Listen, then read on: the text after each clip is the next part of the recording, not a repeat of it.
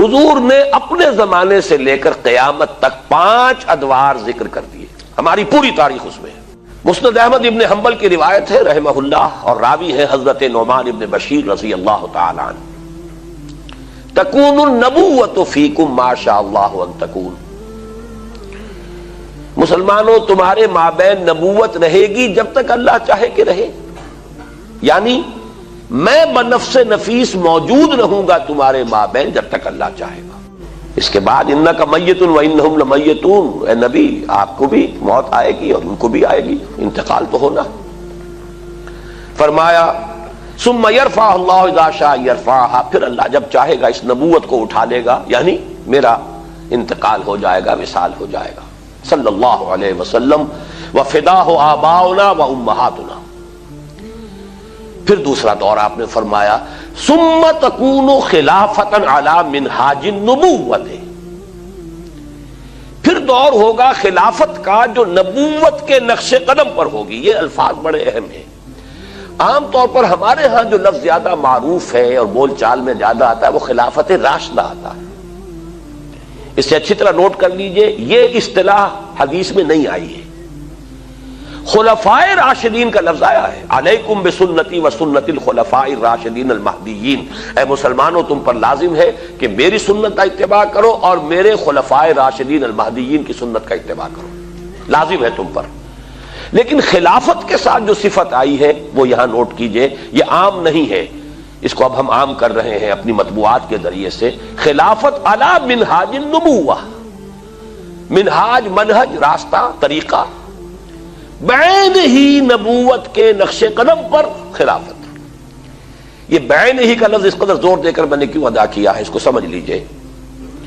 خلافت راشدہ میں وہ نظام جو محمد عربی صلی اللہ علیہ وسلم نے بنفس نفیس قائم کیا، بعین ہی بتمام ہی بکمال ہی جو کا تو قائم رہا ہے۔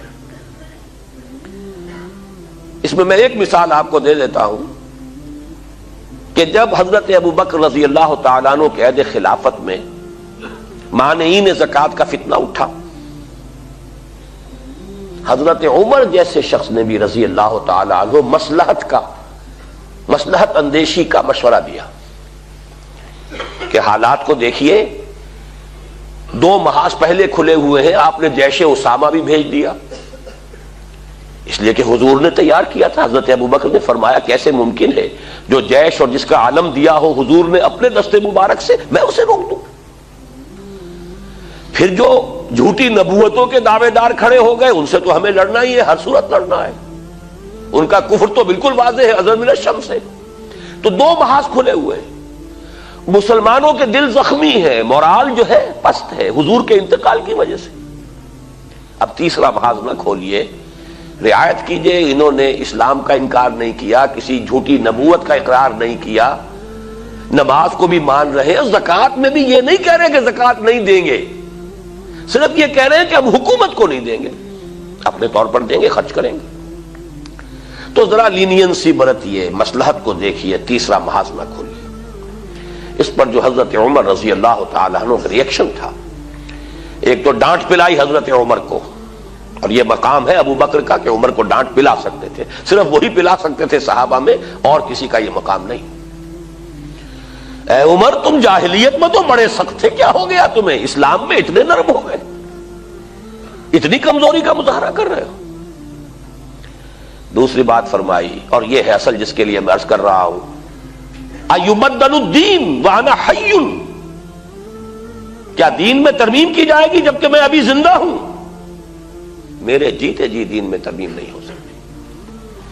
کس حد تک کہا ہے کہ خدا کی قسم حضور کے زمانے میں اگر یہ زکوٰۃ کے اونٹوں کے ساتھ ان کو باندھنے کی رسیاں بھی دیتے تھے، اگر یہ کہیں گے کہ اونٹ لے جاؤ رسی نہیں دیں گے تب بھی میں جنگ کروں گا۔ تو حضرت ابو بکر کی آپ دیکھیے فصاحت اور بلاغت کی بھی انتہا ہے، اس سے زیادہ تاکید کا کوئی اسلوب ہو نہیں سکتا تھا کہ اگر صرف رسی دینے سے انکار کریں گے، اب آپ بتائیے کہاں اونٹ کی قیمت، کہاں اس رسی کی قیمت؟ اتنی ترمیم بھی مجھے گوارا نہیں ہے، اور خدا کی قسم اگر کوئی اور میرے ساتھ نہیں چاہے گا میں تنہا تنہا جاؤں گا اور جنگ کروں گا۔ بہرحال میں نے یہ وضاحت کی کس لیے؟ کہ خلافت علی منہاج النبوہ، جو کا تو خلافت کا نظام ہے کہ جو قائم رہا، جسے ہم عرف عام میں خلافت راشدہ کہتے ہیں، حدیث کی اصطلاح میں خلافہ علی منہاج النبوہ، یہ نظام دوسرا تھا۔ حضور نے فرمایا یہ بھی رہے گا جب تک اللہ چاہے گا، پھر یہ بھی ختم ہو جائے گا۔ ثم یرفع اللہ اذا شاء یرفع، پھر اسے بھی اللہ اٹھا لے گا۔ اس کے بعد آیا تیسرا دور۔ حضور کے الفاظ کیا ہے؟ ثم تکون ملکا عاضا، پھر ایک دور آئے گا ملوکیت کا، اور اس کا وصف ہوگا کاٹ کھانے والی ملوکیت۔ عض یعض یوم یعض الظالم علی یدیہ، قیامت کے دن جو ہے ظالم اور کافر جو ہے اپنی مایوسی میں حسرت کے ساتھ اپنے ہاتھوں کو کاٹ رہے ہوں گے، ہائے ہماری شامت، ہم کس راستے پر چلتے رہے کہ آج اس انجام سے دو چار ہونا پڑا۔ تو عض یعض، کاٹنا، دانتوں سے کاٹنا، کٹکھنی ملوکیت کا دور آئے گا۔ فتکون ما شاء اللہ ان تکون، پھر وہ بھی رہے گی جب تک کہ اللہ چاہے گا کہ رہے۔ ثم یرفع اللہ اذا شاء یرفع، پھر اللہ تعالیٰ جب چاہے گا اسے بھی اٹھا لے گا۔ اس سے مراد کیا ہے؟ خلافت راشدہ یا خلافت علی منہاج النبوہ کے بعد جس نظام کو عرف عام میں خلافت کہا جاتا ہے، حدیث نبوی نے اسے ملوکیت سے تعبیر کیا۔ خلافت تو ایک معنی میں ہم اس کو کہہ سکتے ہیں، یہ بھی میں کل اس نقطے پہ مزید گفتگو کروں گا جب خلافت کی حقیقت، اس کے شرائط بیان کروں گا، اس لیے کہ کتاب و سنت کی ٹوٹل بالادستی وہاں موجود تھی۔ خلافت بنو امیہ میں بھی تھی، خلافت بنو عباس میں بھی تھی، خلافت عثمانیہ میں بھی رہی ہے، لیکن یہ ہے کہ وہ نظام جو ہے دولت کی تقسیم کا نظام بدل گیا، اور یہ در حقیقت ملوکیت یوں سمجھیے کہ دور بنو امیہ جو ہے 90 برس ہے اس کے، یہ ٹرانزیشن کا ایک پیریڈ ہے، عبوری دور ہے۔ خلافت علی منہاج النبوہ سے ملوکیت تک پہنچتے پہنچتے ایک دن میں تو بات نہیں ہو گئی تھی نا۔ دور بنو امیہ جو ہے ٹرانزیٹری پیریڈ ہے، اصل ملوکیت جا کر جو جمی ہے وہ دور بنو عباس ہے، جب محل بنے اور ٹھاٹھ جمے، وہ دور در حقیقت، ورنہ اس سے پہلے عربی حضارت اور بدویت جو ہے دور بنو امیہ میں برقرار تھی۔ لیکن بہرحال ظالم حکومت تھی، اس میں تو کوئی شک نہیں، میں چند اس کے اشارے کر رہا ہوں۔ جو کچھ ہوا حسین ابن علی رضی اللہ تعالی عنہما کے ساتھ کربلا میں، اور یہ تو چونکہ ان کا ذکر جو ہے بہت زیادہ ہوتا ہے، ہر سال جو ہے خاص اہتمام سے ہوتا ہے، اس لیے بچہ بچہ واقف ہے۔ وہی کچھ ہوا حضرت عبداللہ ابن زبیر کے ساتھ مکہ مکرمہ میں، عین مکہ مکرمہ میں ذبح کیے گئے ہیں، حرمت حرم مکی کو بٹا لگا ہے۔ پھر واقعہ ہررا ہوا ہے، 3 دن تک مدینے کو لوٹ مار کیا گیا، اور مدینے کے اندر خواتین کی بے حرمتی ہوئی، واقعہ ہررا۔ حرم نبوی جو ہے اس کی بے حرمتی ہوئی۔ پھر حجاج ابن یوسف کے ہاتھوں سینکڑوں تابعی شہید کیے گئے۔ تو تاریخ کے حقائق ہیں، اور میرے لیے اس سے بھی کہیں زیادہ دردناک اور تاریخ کے اعتبار سے کہیں زیادہ فیصلہ کن ظلم جو تھا، محمد ابن قاسم کو بلا کر شہید کر دیا۔ وہ نوجوان، ٹین ایجر نوجوان جو آیا تھا، فاتح تھا، اور اتنا نیک، اتنا پارسا، ہندوؤں نے اپنے ذہن کے مطابق اسے اوتار کا درجہ دیا۔ وہ تو اپنے ذہن سے سوچیں گے نا، مورتیاں بنا کر مندروں میں رکھ دی گئیں جن کو پوجا جا رہا تھا۔ ایسا نیک، اتنا صالح، اتنا پارسا، ایسا متقی، ایسا عادل حکمران، اگر کہیں انہیں موقع مل گیا ہوتا تو اسی وقت ہندوستان پورا فتح ہو جاتا۔ لیکن ملوکیت کو سب سے بڑا خطرہ لاحق ہو جاتا ہے اگر کوئی شخص اتنا پاپولر ہو گیا تو ہمیں خطرہ ہے، ہمارے اقتدار کو خطرہ ہے۔ وہاں تو سوچنے کا انداز یہ ہوگا کیا جرم تھا محمد ابن قاسم کا؟ تاریخ خاموش ہے، بے گناہ بلایا گیا، شہید کر دیا۔ یہی ہوا بعینہ ہی موسیٰ ابن نصیر کے ساتھ رحمت اللہ علیہ، جس نے کہ شمالی افریقہ کا اکثر و بیشتر حصہ فتح کیا تھا، اور اس کے ایک ادنا کمانڈر تھے طارق ابن زیاد، طارق جو بر کنارہ اندلس سفینہ سوخت، جس نے پورا جو ہے آئیبیرین پیننسولا فتح کیا ہے۔ موسیٰ ابن نصیر کو بھی بلا کر جان بخشی کر دی گئی. بوڑھے تھے بہت، ورنہ یہ کہ اتنا ذلیل کیا گیا ہے، تیز دھوپ میں کھڑا رکھا گیا ہے، بے ہوش ہو کر نیچے گرے. خطرہ دونوں سے ایک ہی بات کا تھا کہ ہماری بادشاہت کو ان افراد کی یہ پاپولیرٹی جو ہے اس سے خطرہ لاحق ہو گیا. یہ ہے وہ، ابھی تو یہ دور میں ابھی بنو امیہ کی بات کر رہا ہوں ساری، پھر جو بھی ٹھاٹھ جمے ہیں اور جو عیش ہوئے ہیں، اور کوہ قاف کا سارا نسوانی حسن جو ہے جو بغداد کے محلوں میں آیا ہے، پھر رقص و سرود جو بھی ہوا ہے سب کچھ سب کو معلوم ہے. الف لیلہ جو ہے بغداد کی 1000 راتیں جو ہے، یہ ساری کی ساری داستانیں ذہن میں رکھ لیجئے. یہ ہے بہرحال تیسرا دور. چوتھا دور آپ نے فرمایا ثم تکون ملکا جبریا، پھر ایک اور ملوکیت آئے گی اور وہ ہوگی مجبوری والی ملوکیت. چونکہ ہمارے پاس کوئی گواہی موجود نہیں ہے کہ اس کا فرق حضور سے پوچھا گیا ہو کہ حضور یہ دونوں ملوکیتوں کا کیا فرق ہے. ملوکیت کاٹ کھانے والی ملوکیت، اور پھر چوتھا دور ہے ملوکیت جبری ملوکیت. تو آپ نے کیا جواب دیا؟ کوئی ریکارڈ نہیں ہے، نہیں معلوم اس وقت کیا سمجھا گیا. آج ہمارے سامنے روز روشن کی طرح واضح کہ اس سے مراد کیا ہے.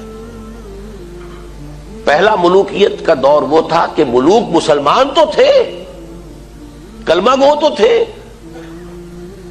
پھر ملوکیت جو آئی ہے ہم پر وہ غیر مسلموں کی حاکمیت اور غلامی، western imperialism, European powers, colonial powers, برطانیہ کے غلام، فرانس کے غلام، اٹلی کے غلام، ولندیزیوں کے غلام. یہ غلامی، یہ چوتھا دور ہے جس کی کہ حدیث میں خبر دی گئی. یہاں میں اس وقت صرف اشارہ کر رہا ہوں، تفصیل سے آج ہی بعد میں عرض کروں گا.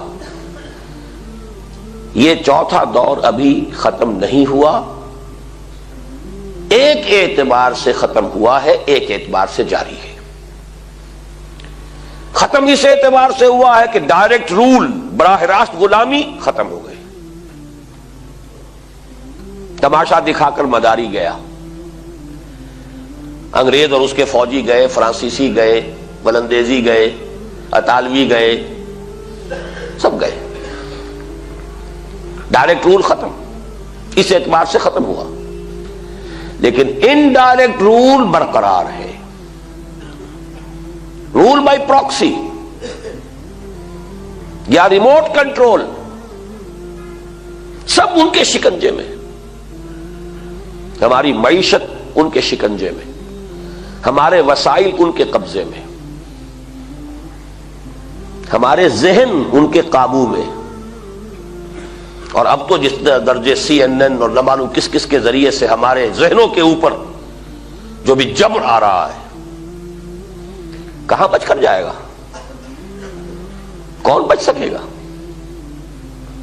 پھر یہ کہ اس سے پہلے ابھی ہم تہذیبی انداز میں غلام، علم میں بھکاری، ٹیکنالوجی میں بھکاری، ان کے دست نگر. تو در حقیقت یہ چوتھا دور جزوی طور پر ختم ہوا ہے، لیکن در حقیقت معنوی اعتبار سے ابھی اس کا تسلسل جاری ہے. میں نے اکثر جگہوں پر اس کو کراچی کے حوالے سے بیان کیا. کراچی میں لانڈھی، کورنگی، شاید یہی معاملہ ہوگا، اور جو یہ نیو کراچی وغیرہ میں بھی جو بس سٹاپس آتے ہیں، 3 نمبر، پھر 3.5 نمبر، پھر 4 نمبر، پھر 4.5 نمبر، پھر 5 نمبر. تو ہم 4.5 نمبر پر کھڑے ہیں اس وقت. چوتھا دور ایک درجے میں ختم ہوا ہے، ایک درجے میں ابھی باقی ہے، اس پر میں بعد میں عرض کروں گا. اور ابھی جو اس کا آدھا حصہ باقی ہے وہ پہلے سے کہیں زیادہ تلخ ہے، اس کے شدائد اور مصائب پہلے سے کہیں بڑھ کر ہوں گے. لیکن وہ میری گفتگو میں بعد میں آئے گی بات. اب آئے ہم آخری دور پر. حضور نے فرمایا بہرحال اس کو بھی ختم ہونا ہے. ثم یرفعہ اللہ اذا شاء یرفع، پھر اس دور کو بھی اللہ اٹھا لے گا جب چاہے گا کہ اٹھا لے. ثم تکون خلافتا علی منہاج النبوہ، پھر دور آئے گا خلافت علی منہاج النبوہ کا. یہ ہے وہ نوید جاں فضا، یہ ہے وہ خوشخبری موجودہ مایوس کن حالات میں